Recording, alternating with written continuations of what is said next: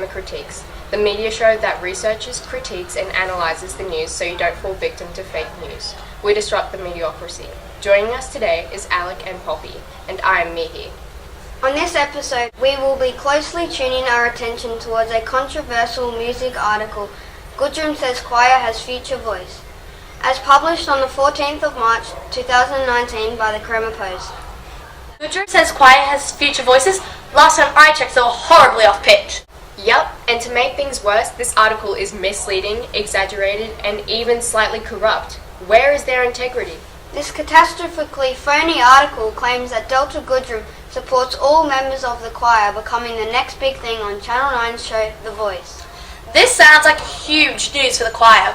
Indeed, when we checked with Kappa head teacher Jane Dean, she said the article has spread, leading to massive enrolments in the choir.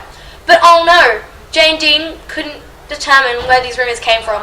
Here at Cromer Critiques, we think we know the answer. This sensationalised article was written by Leah, Lily and Chelsea of 7P, and word has spread that two of the writers are actually members of the choir. Talk about bias. Get this corruption and subjectivity out of here. It's no wonder that the choir has grown in size with the advertising they had received from this article.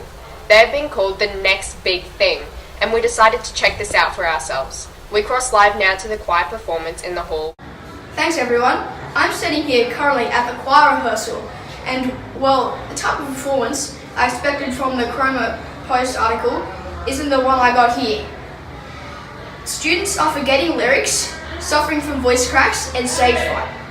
The lead singer Liam actually had to read from his phone. Would Delta be proud of this? Maybe, if she was ever actually at the school. That's all from me. Back to you guys in the studio. There hasn't been a sighting of superstar Delta Goodrum near any New South Wales school, let alone on the northern beaches, with reports saying that she is in America right now and has been all year. I bet no one could give us a valid reason why a wealthy Australian icon would be attending a mere school assembly. Take a closer look at this picture. Do you really believe that this image was taken at a local public school on the northern beaches in Cromer? This is clearly a modelled picture taken in a professional studio. Are there really any direct quotes of Delta saying that the Cromer choir is unbelievable? It is even more unbelievable coming from a biased choir member, not from Delta herself. So who has been encouraging the choir and working hard with them? We need to give credit where credit is due to the Kappa staff at Cromer who have been misquoted and are the true victims of this article. For example, Mr. McGee is down on the article saying that the Delta news doesn't surprise him at all. Talk about egotistical. Here's the thing though, we interviewed him and he says he doesn't remember anything of the like. He wasn't even interviewed by the media team at the Cromer Post. Sources say he said it, but not in this context. This whole article is clearly just a fake news story written by a biased media team who have not researched fully or written with integrity. Overall, this mistaken media misprint about music was a noteworthy misstep for a news publication which is normally completely on key and harmonious.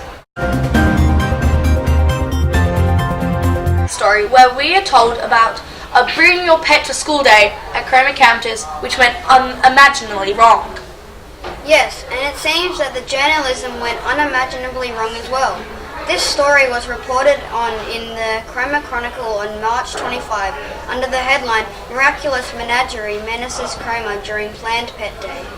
Beyond the ridiculous alliteration in the headline, there's been several animal puns which lead us to believe that Cromer Chronicles is more of a satirical joke magazine for fake news than a legitimate house of journalism.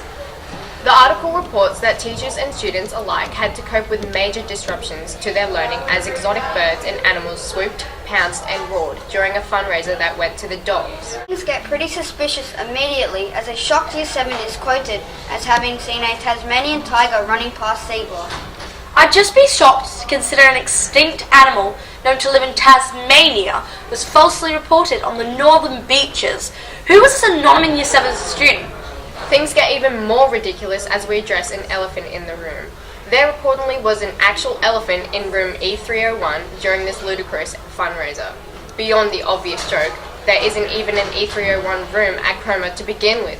Talk about poorly researched. The article quotes Principal Justin Hong reflecting that for next year's fundraiser, Cromer High might put a size limit for pets in place. which is a reasonable solution, except he reportedly said this while wrestling a tiger. I don't know. He's a pretty great principal. I'd say he could do it. He isn't a one-trick pony.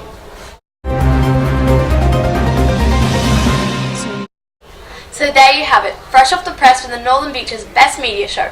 Some journalists are clearly willing to sensationalize in a desperate attempt to grab your precious attention, including some ridiculous news about miraculous menagerie.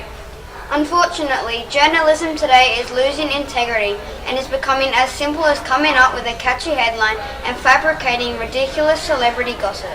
I agree.